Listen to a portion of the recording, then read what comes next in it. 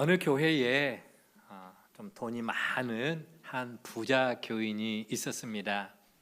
하지만 그는 오랫동안 교회를 다녔음에도 불구하고 교회를 봉사하고 교회를 섬기는 일에는 별로 관심이 없었습니다.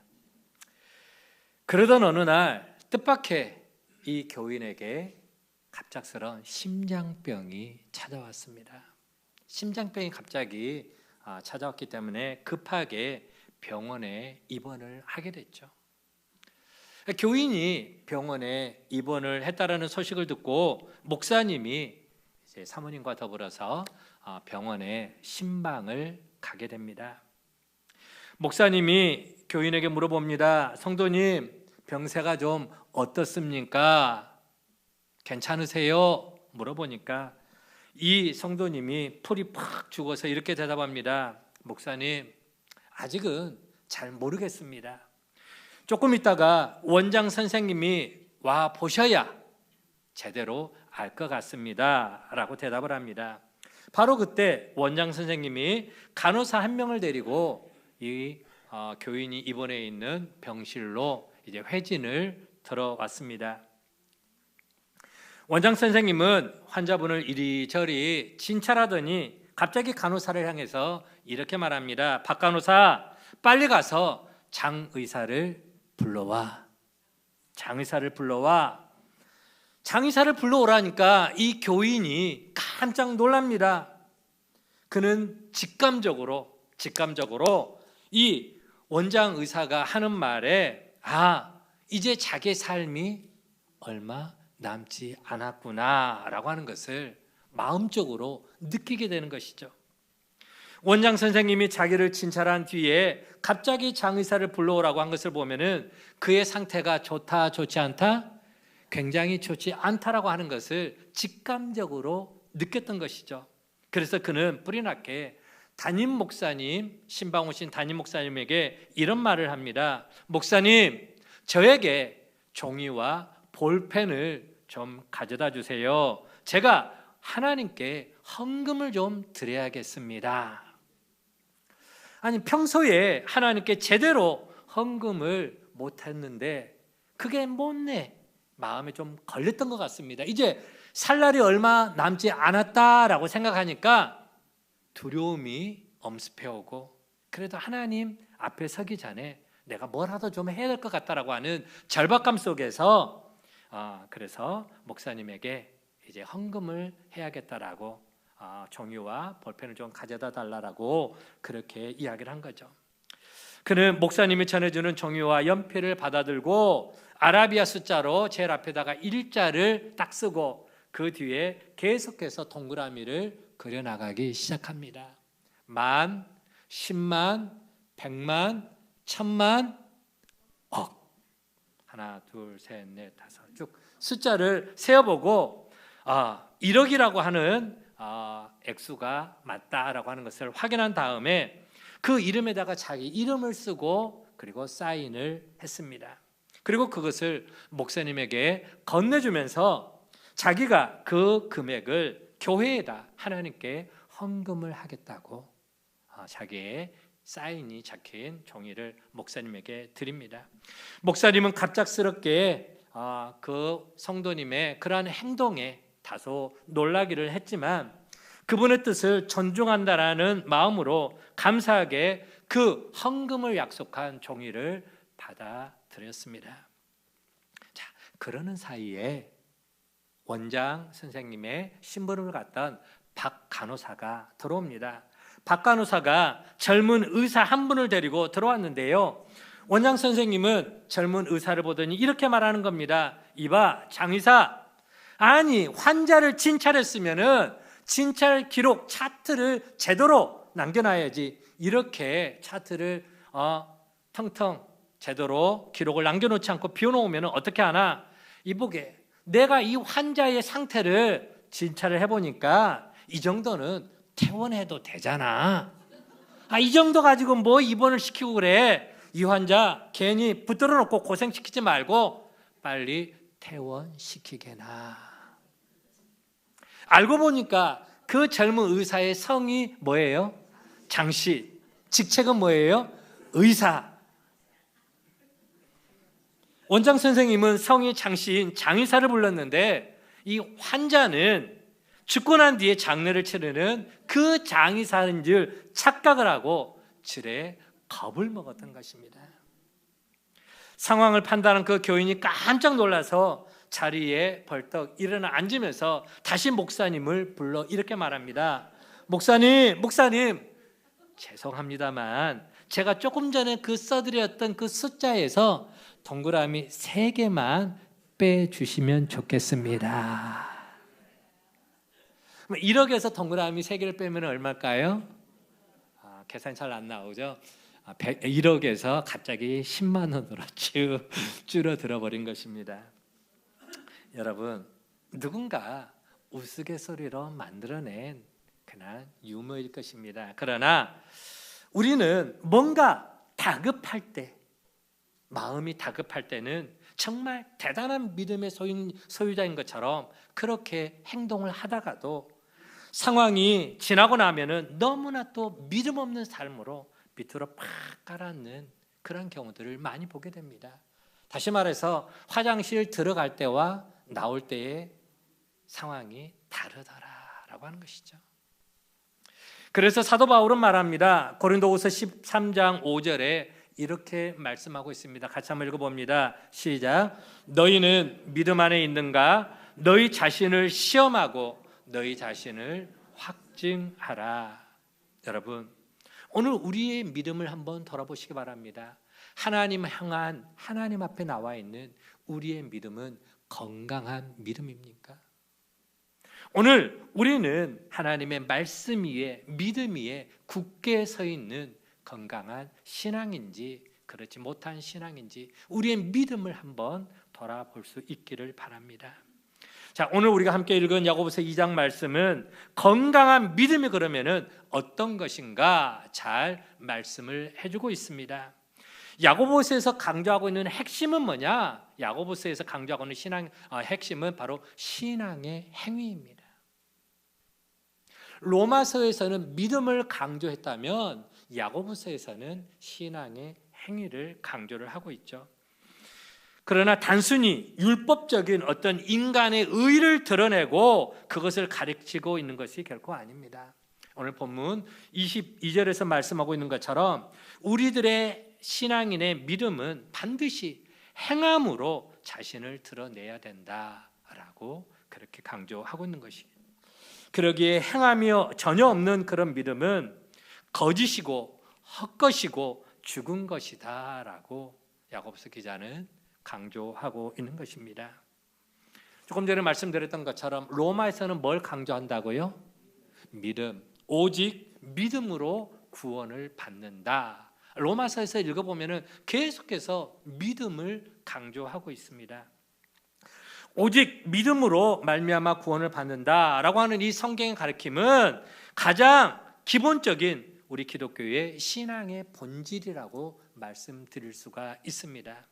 그리고 오직 믿음으로 구원을 받은 사람은 그 구원받은 믿음이 나의 삶 속에서 구체적인 행위로 드러나게 돼 있더라라고 하는 것이죠. 구체적인 행위로 드러나게 돼 있더라. 한 예를 들어보면 이런 겁니다. 여러분, 얼마 전에 우리 이제 박미령 권사님 아들 군대 갔죠. 우리 호철이 청년이 군대 갔습니다. 보통 군대 가면은요 제일 먼저 변하는 게 뭐냐? 말투부터 바뀌어요. 그래서 군대 갔다 온 사람들 보면은 벌써 이 분기가 딱 잡혀. 네, 그렇습니다. 아닙니다. 하면서 이 말투, 그러니까 나는 신분이 뭐라고요? 군인이다. 이 벌써 삶의 자리에서부터 말투와 행동 거지가 탁 각이 잡혀 있는 그와 같은 모습들. 신병일수록 더 그러겠죠. 군기가 바짝 들어 있겠죠.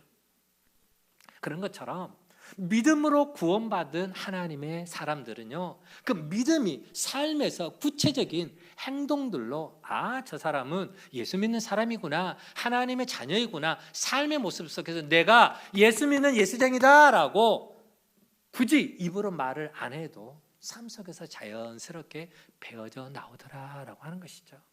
우리가 이제 가을 되면은 오늘 뭐 앞에도 아름다운 국화 꽃이 화분이 잘 놓여 있습니다. 국화꽃 옆에 가면은 뭐가 우리 코를 찌릅니까? 향기가 나죠. 국화 향기가, 꽃향기가 우리의 코를 자연스럽게 찌르는 것처럼 우리가 진실 어린 그리스도인이라면은 그리스도인의 향기가, 믿음의 향기가 우리의 삶 속에서 자연스럽게 품어져 나오게 되어 있다라고 하는 것입니다. 다시 말해서 구원받은 증거가 삶에서 보여지지 않는 믿음은 하나님이 기뻐하지 않는 온전한 믿음이 아니라고 하는 것입니다. 야고보서는 바로 그것을 강조하고 또 지적을 해주고 있는 서신입니다.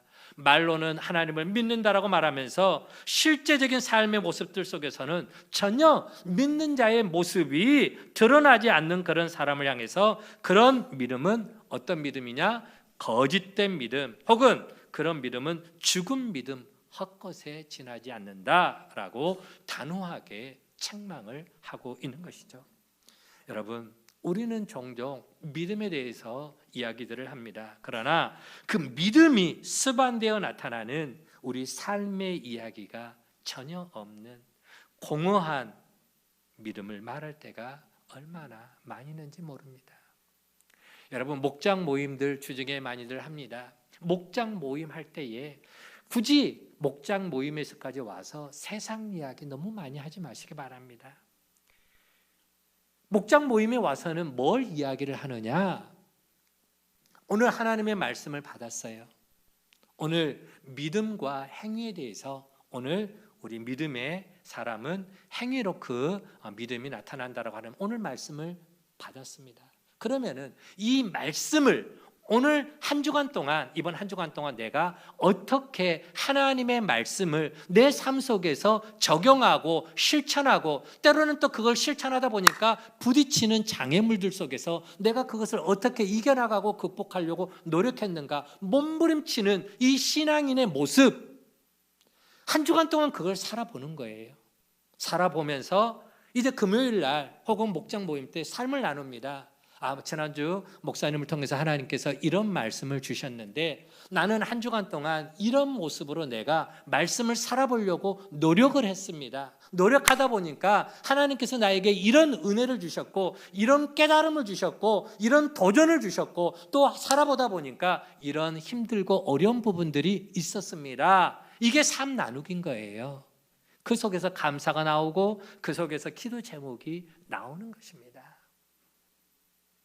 그래서 담임 목사님이 이제 예배 마치고 축도할 때에 막 불이 나게 빠져나가지 말고 한 1, 2분 정도 잠깐 남아 계세요. 남아 계시면서 오늘 주시는 이 말씀 붙들고 기도하는 겁니다. 하나님, 오늘 귀한 말씀 받았습니다. 귀한 말씀 받았는데 내가 이 말씀을 한 주간 동안 어떻게 적용할 것인가? 하나님 저에게 지혜를 주시고 결단력 있는 신앙의 삶으로 살아가도록 성령님 내 마음에 함께 해주세요 하고 예배 마치고 조용히 혼자 기도하다가 그러면서 일어나는 거예요. 그리고 한 주간 동안은 삶을 살다가 이제 목장 모임 때는 살아왔던 내용들을 함께 나누고 함께 교제하는, 그게 신앙인의 모습 아니겠습니까? 우리의 신앙을 여러분 야고보 사도가 바라본다면, 아니 우리 하나님께서 우리의 신앙 생활을 바라보신다면은 오늘 야고보에서 책망하고 있는 것처럼 죽은 믿음, 거짓된 믿음, 열매는 없고 입만 무성한 헛된 믿음의 사람이라고 책망받을 그런 연약한 믿음의 삶을 살아가고 있지는 않는가? 우리 자신을 한번 오늘 말씀을 받는 이 자리에 다시 한번 진단하고 돌아볼 수 있기를 간절히 소망합니다. 자, 오늘 본문 22절 말씀 보면은 이런 말씀이 있습니다. 같이 한번 읽어봅니다. 시작. 내가 보거니와 믿음이 그의 행함과 함께 일하고 행함으로 믿음이 온전하게 되느니라. 아멘. 여러분, 죽은 믿음, 거짓된 믿음, 헛된 믿음, 이것과 대조되는 믿음이 있습니다. 대조되는 믿음이 어떤 믿음이냐? 바로 온전한 믿음이다라고 하는 것이죠. 다음 넘겨주시기 바랍니다. 죽은 믿음, 거짓된 믿음, 헛된 믿음과 대조를 이루는 것이 온전한 믿음인데요. 때문에 우리가 힘써야 할 믿음의 삶은 바로 이런 온전한 믿음인데, 바로 이 온전한 믿음을 다른 말로 표현한다면 오늘 말씀의 제목인 건강한 믿음이다 라고 하는 것이죠. 저기 퍼즐이 있습니다. 퍼즐, 저게 색깔로 나와 있는 것은 행위가 따로이고 믿음 따로, 이거 이중적인 삶을 말하는 것입니다. 신앙이 있노라 하면서 전혀 행위가 받쳐주지 않는 이중적인 삶, 그게 바로 저 떨어져 있는 퍼즐이고, 붙어있는 저 퍼즐은 바로 믿음과 행위가 하나가 되는 그런 건강한 믿음, 온전한 믿음을 표현을 해주고 있다라고 하는 것이죠. 자, 그러면은 오늘 본문에서는 도대체 그러면 어떤 믿음이 건강한 믿음이라고 말하고 있는가 잠깐 함께 살펴보려고 하는데요. 첫 번째로는 한번 따라 봅시다. 말보다는 실천하는 믿음이 건강한 믿음이다.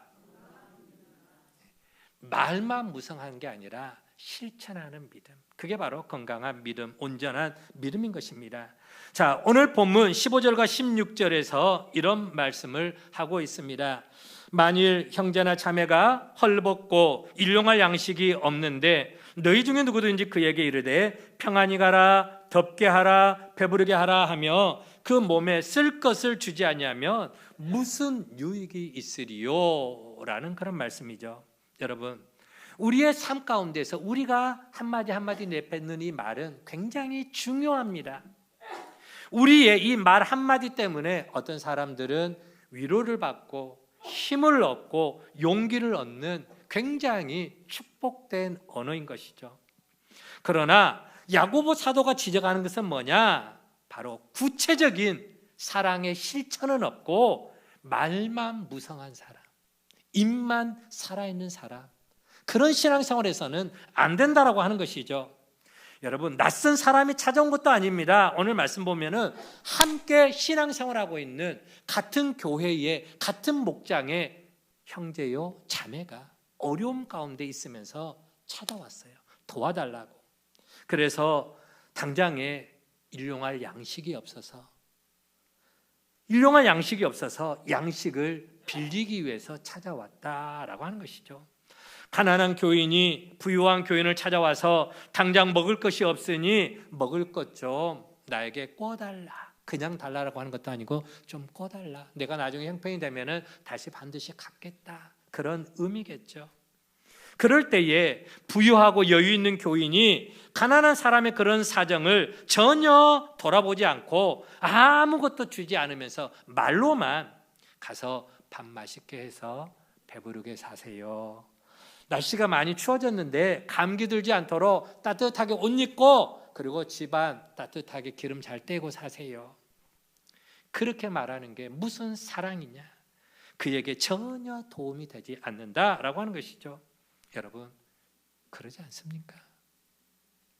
당장에 먹을 것이 없어서 끼니를 걱정해야 하는 그런 상황 속에서 말로만 어떤 음식이 맛있고 어떤 음식이 건강에 좋다더라 자랑을 하는 것, 그건 자랑이 아니라 가난한 사람, 어려운 사람을 더 비참하게 만드는 그런 사람을 놀리는 것에 불과하더라라고 하는 것입니다. 특히나 하나님의 사랑을 이야기하는 같은 교회, 같은 성도들끼리, 같은 목장 식구들끼리 서로의 사정을 헤아려 주지 못하고 말로만 하는 사랑은 더 이상의 사랑이 아닌 것입니다.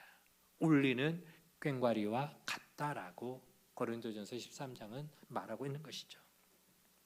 우리가 잘 아는 것처럼 초대교회, 그 교회는 사랑이 넘치는 소문난 교회였습니다. 그들의 모습을 성경은 뭐라고 표현하느냐? 서로 떡을 떼며 교제했다라고 기록을 하고 있죠. 여기서 교제했다, 이 말의 원어는 코이노니아라고 하는 용어를 씁니다. 한번 따라볼까요? 코이노니아, 서로 교제했다. 이 말의 의미는 뭐냐? 나에게 가장 소중한 것, 내가 아끼는, 내가 가장 소중하게 여기는 그것을 어려운 사람들을 위해서 내어놓는 것, 나누는 것, 그게 바로 코이노니아입니다. 그래서 그들은 자기들의 그 소유를 내 것이라고 움켜쥐지 않고 서로를 위해서 기꺼이 내어놓았다. 이 말을 사도행전에서는 서로 교통했다라고 이야기를 합니다. 공유했다. 필요를 따라서 나눠 갖도록 교회에다가 갖다 냈던 것이죠. 그리고 교회는 그들이 가지고 온 그것들을 모아가지고 필요한 사람들, 어려운 사람들, 당시의 고아와 과부와 가난한 어려운 사람들에게 그 일들을 구제하는 일에 나눠줬습니다. 그래서 성경에 보면 대표적인 인물이 나오죠. 바로 바나바가 나옵니다. 바나바는 자기 밭을 팔아서 그 판 값을 가지고 사도들 앞에 가지고 나와서 하나님께 예물로 드리는 겁니다. 그러면은 사도들은 그걸 받아서 가난하고 어려운 사람들을 구제하는 데 사용을 했던 것이죠.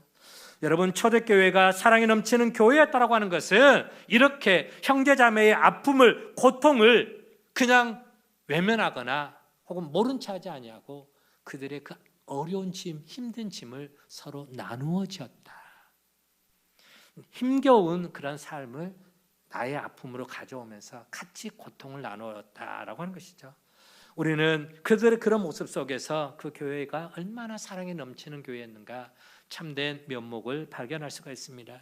여러분, 아무리 사랑이 넘치는 교회라고 말은 하지만 형제의 아픔을 외면하거나 자매의 고통을 나누어라 한다면 그것은 결코 사랑 있는 공동체라고 말할 수가 없는 것입니다. 우리의 신앙은 말로 끝나는 신앙이 되어서는 안 됩니다. 밥 잘 드시고 다니세요. 끼니 거르지 말고 잘 먹고 다니세요. 100마디의 말보다는 쌀 한 바가지 사서 그 집에 몰래 넣어주는 그게 진짜 백의 사랑이고 그게 살아있는 건강한 신앙인 것입니다.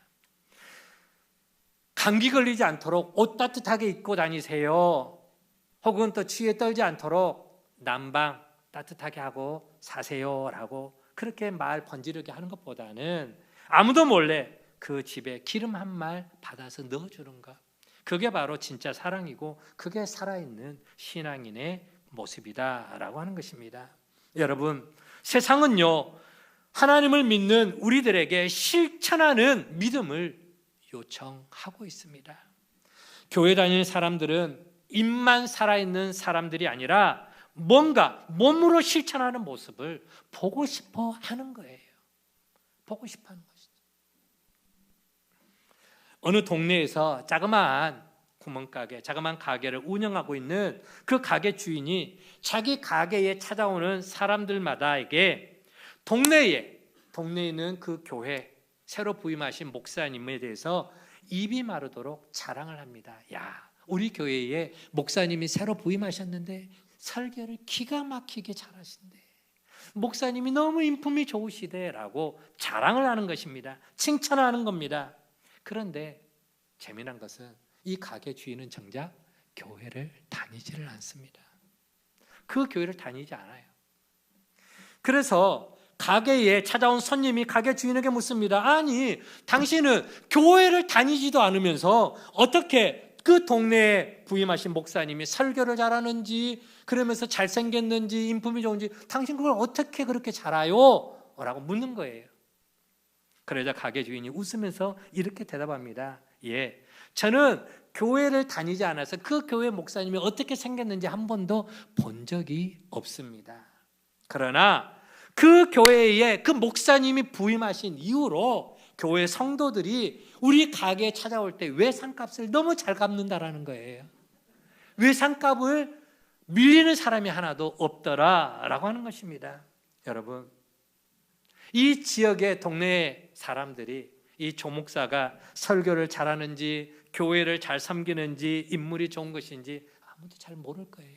내가 교회 목사인지도 잘 모를 겁니다. 그러나 무엇을 통해서 알 수 있느냐?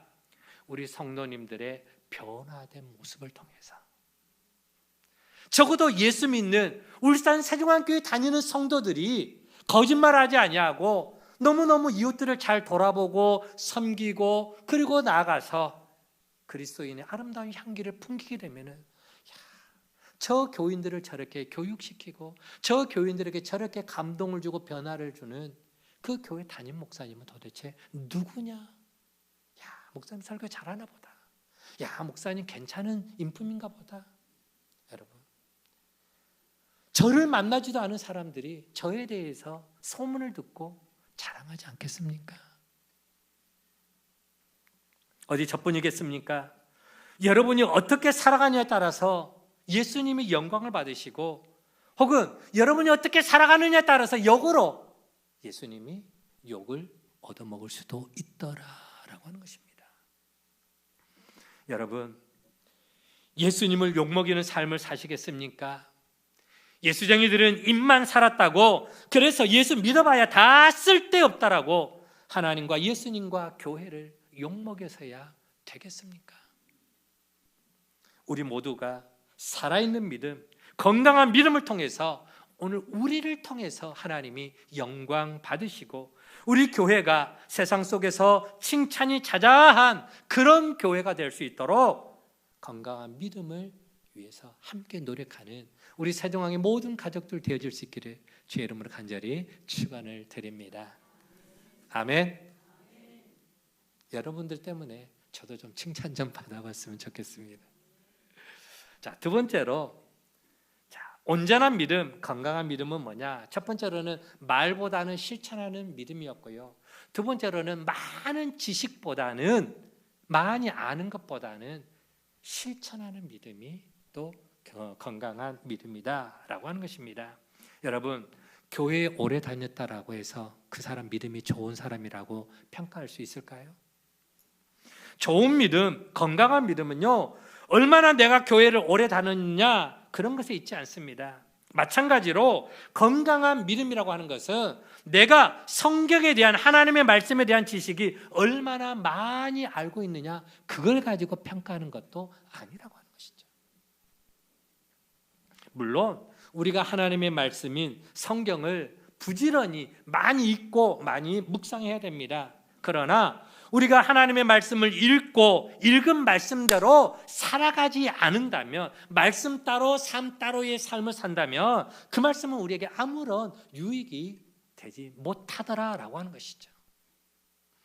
우리에게 복을 가져다 주지도 않고 우리를 하나님의 자녀다운 삶으로 인도해 주지도 않습니다. 오늘 본문 19절에 보면은 야고보 사도가 이런 질문을 합니다.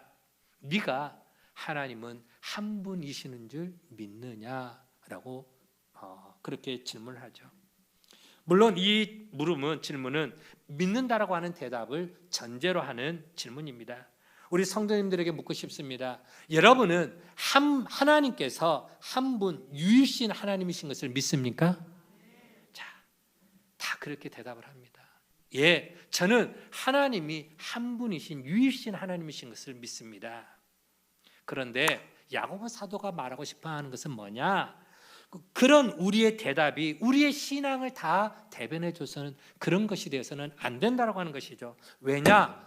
귀신들도, 악한 사탄들도 하나님이 한 분이시라는 것을 다 알고 믿고 있더라라고 하는 것이에요.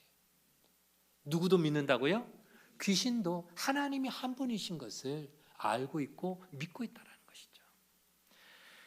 귀신들이 하는 일이 뭐예요? 귀신들은요, 하나님을 회방합니다. 믿는 사람들을 유혹해서 시험에 빠지게 만듭니다. 그런데 그런 귀신들도 하나님이 한 분이신다는 것을 믿는다라는 거예요. 그러면은 여러분 묻습니다.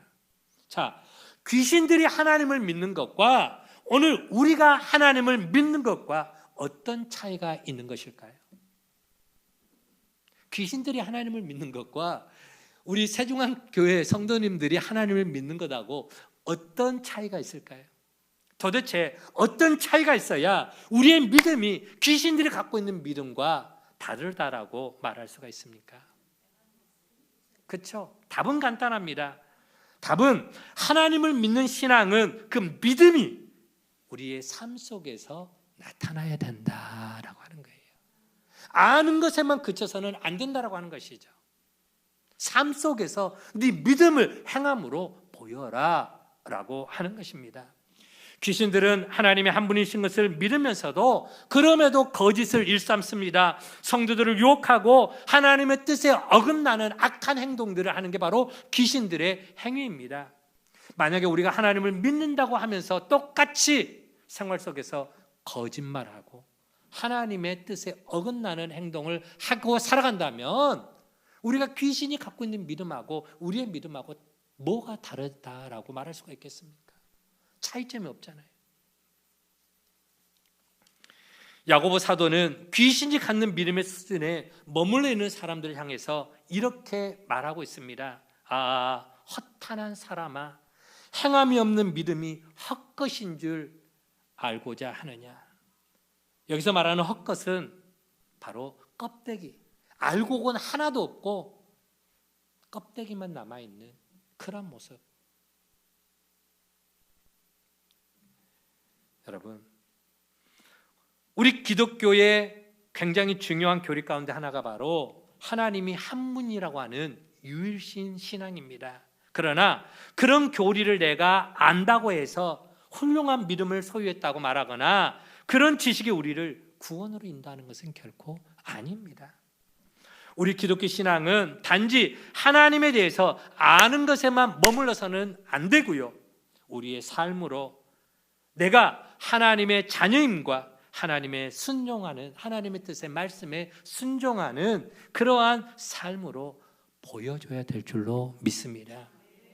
여러분, 하나님은 우리가 하나님을 사랑한다고 고백하는 것도 굉장히 기뻐하시지만, 그러나 사랑한다라고 하는 그 고백을 내가 삶으로 보여줄 때에 훨씬 더 기뻐하신다라고 하는 거예요.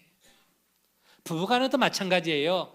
여보, 당신 내가 사랑하는 거 알지? 우리 경상도 남자들은 굉장히 좀 그게 힘든 표현일 수도 있겠지만, 하여튼 간에 부부 간에, 배우자 간에 서로 사랑을 표현하는 게 자연스러워야 됩니다. 도영 집사님 잘해요. 우리 젊은 집사님, 예, 신혼 때, 신혼은 이제 좀 지났다, 그치? 애들은 이제 좀 많이 컸죠.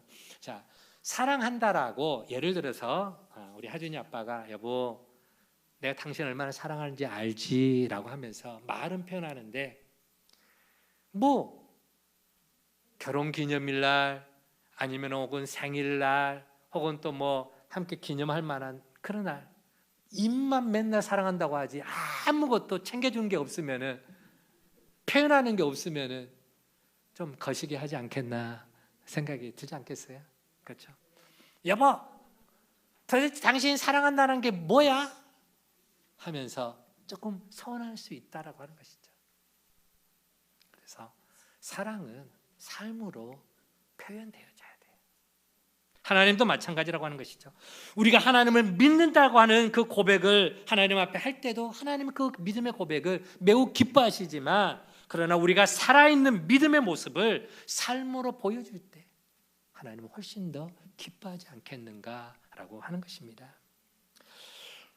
우리에게 익히 잘 알려져 있는 러시아의 유명한 소설가 톨스토이가 쓴 단편 소설집 세 가지 질문이라고 하는 제목의 글이 있습니다.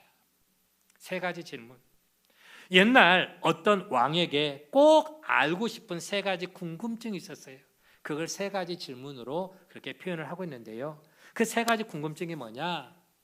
한번 따라볼까요? 세상에서 가장 중요한 때는 언제입니까? 중요한 때는 언제입니까? 답을 말하지 말고요, 질문을 말하는 겁니다. 세상에서 가장 중요한 때가 언제냐? 세상에서 가장 중요한 사람이 누구냐? 세상에서 가장 중요한 일이 뭐냐? 이 세 가지를 항상 궁금했던 거예요. 그래서 그걸 알고 싶었습니다. 그러던 어느 날 숲속에 한 도사가 모든 것을 잘 가르쳐준다는 도사가 있다라고 하는 사실을 알게 되면서 왕은 신하들을 이끌고 도사가 있는 곳으로 숲속으로 들어가게 됩니다. 그리고 그 도사가 살고 있는 집 근처에 다 다다랐을 때에 신하들을 뒤로 물리고 따라오지 마, 여기까지만 와 하고 멈추게 하고 왕 혼자 도사가 살고 있는 숲속으로 들어갑니다. 도사가 살고 있다라고 하는 숲속에 가까이 이르렀을 때에 왕이 이제 그 도사를 보게 되는데, 그 도사가 밭에서 열심히 혼자 밭을 일구고 있었습니다. 왕은 그곳에 가서 도사에게 묻습니다. 도사님, 제가 도사님에게 가르침을 받기 위해서 왔습니다. 도사님, 인생을 살아가면서 제일 중요한 때는 언제입니까? 그리고 세상 가운데서 내가 만나야 될 가장 중요한 사람은 누구입니까? 그리고 세상에서 또 제일 중요한 일은 어떤 것이라고 생각하십니까? 묻습니다. 하지만 도사는 아무런 대답도 해주지 않고 그저 계속해서 바꾸는 일만 하고 있었습니다. 그런데 왕이 자세히 보니까 그 도사가 삐쩍 말라가지고 몸이 늙고 몸이 굉장히 쇠약해져 그런 상황에서 밭을 일구고 있었던 거예요. 그래서 왕이 이제 자기가 대신해서 밭을 갈아주겠다고 해서 삽과 괭이를 그 도사에게서 받아들고 땀을 뻘뻘 흘리면서 열심히 밭을 갈았습니다. 누가요? 왕이. 그러는 사이에 저녁이 되었습니다. 날이 어둑어둑 저물어 갈 때에 갑자기 숲속에서 저를 좀 살려주세요, 살려주세요 하고 웬 사내가 피범벅이 되면서 막 숲속에서 막 뛰쳐나오더니 이 왕과 도사 앞에 와서 풀썩 주저앉고 엎어지는 거예요. 보니까 사나운 맹수의 습격을 받아서 온몸에 상처를 입고 피투성이가 돼서 다 죽어가고 있는 것입니다. 왕과 도사는 깜짝 놀라서 이 부상당한 그 젊은 사람을 도사가 살던 그 암자로 얼른 데리고 들어가서 치료를 해줍니다. 왕은 그날 밤 부상당한 사람을 극진하게 밤새도록 그 사람에게 정성을 다해서 치료를 해줬습니다. 그래서 그 사람은 생명을 겨우 건지게 됩니다. 다음 날 아침이 되었습니다. 생명을 건지는 왕이 생명을 건진 이 피투성이가 됐던 사람이 왕 앞에 와서 무릎을 털썩하고 꿇으며 이렇게 말합니다. 폐하, 사실 저는 평소에 폐하의 정치에 엄청 불만을 많이 품고 있었던 사람입니다. 그래서 이번에 왕께서 숲속의 도사를 만나러 간다고 하는 그 말을 듣고 왕을 죽일 수 있는 기회가 절호의 기회가 왔다고 해서 왕의 뒤를 쫓아왔었습니다. 그랬던 왕을 죽이려고 했던 자객이었습니다. 그런데 제가 공경에 처했을 때 폐하께서 저를 극진히 보살펴 주시고 제 목숨을 구해 주셨는데 이제는 제 마음속에 폐하를 향한 원한이 다 사라졌습니다. 그동안에 제가 그런 악심을 품었던 것을 저를 불쌍히 여겨주시고 저의 잘못을 용서해 주시기 바랍니다 라고 왕에게 잘못을 구했습니다. 그 소리를 듣고 왕은 너무너무 기뻤습니다. 그래서 어제 자기가 갈았던 밭에서 열심히 씨앗을 뿌리고 있던 도사를 찾아가 이렇게 말합니다. 도사님 너무너무 기쁜 일이 있습니다. 어제 저녁에 그렇게 들짐승에게 공격을 당해서 다 죽어가던 사람이 살아났고요. 그런데 그 사람이 글쎄 저를 죽이려고 쫓아왔던 바로 자객이라고 합니다. 그런데 그가 이제 저에 대해서 원한을 다 내려놓고 서로 화해하고 그러면서 그 사람의 그 모든 위험에서부터 제가 목숨을 건짐받았습니다. 이제는 원수를 제 친구로 만들게 되었습니다 라고 자랑을 하는 거예요. 그런 다음에 왕이 도사에게 또 묻습니다. 그런데 도사님, 아직도 제가 질문했던 세 가지 질문에 대해서 아직도 도사님은 답을 주시지 않았습니다. 도대체 그 답이 무엇입니까? 라고 묻는 거예요. 그러자 도사는 씨앗 뿌리는 일을 계속하면서 이제 드디어 입을 열어 왕에게 답을 줍니다. 뭐라고? 폐하께서는 그 궁금했던 질문에 대한 대답을 이미 다 찾으셨습니다. 만일 폐하께서 어제 저를 도와주지 않았다면 이미 폐하는 자객의 칼에 맞아서 이미 죽은 목숨이나 다름없었을 것입니다. 따라서 살아가시면서 가장 중요한 때는 언제인가? 바로 지금 이 순간입니다. 바로 지금이다.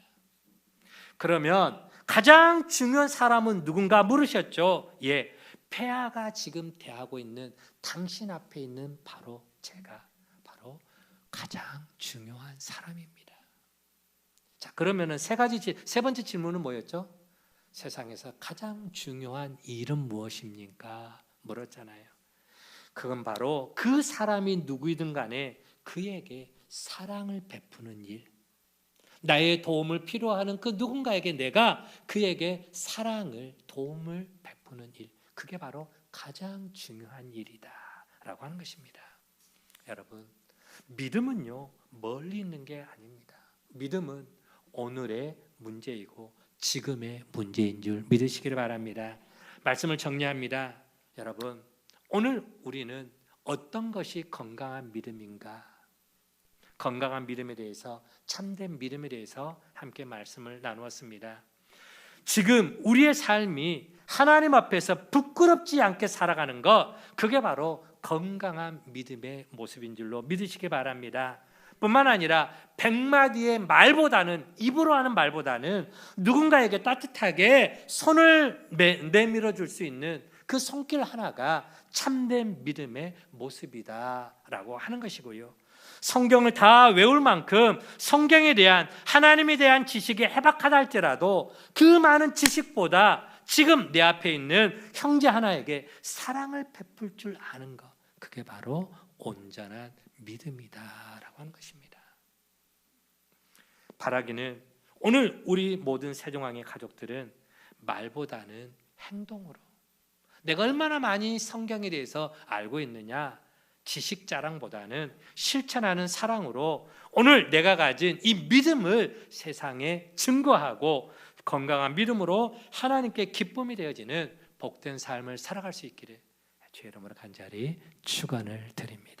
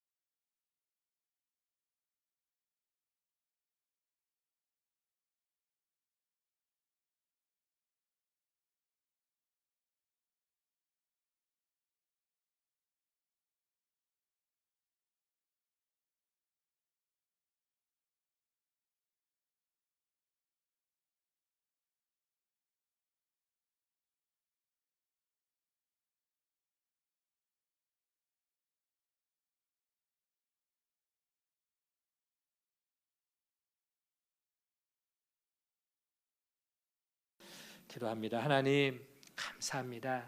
오늘